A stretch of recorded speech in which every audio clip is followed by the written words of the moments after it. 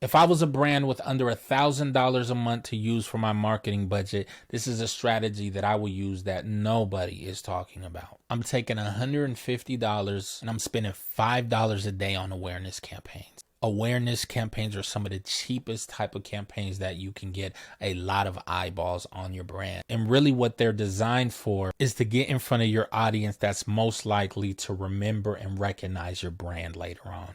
This is very important. The second thing I'm doing is taking another $150 and delegating that to a giveaway campaign. This is going to be a lead generation campaign that you make in the ads manager. And you're just going to give away product every month. This campaign is dedicated to getting names, emails, phone numbers, addresses, so that way you can build your own database of data that you own and remarket to those people later on with deals that you have and such and so forth. Make sure that you always get text and email marketing consent, but this is going to allow you to build a very substantial email SMS list consistently and predictably every time. That's $300 already.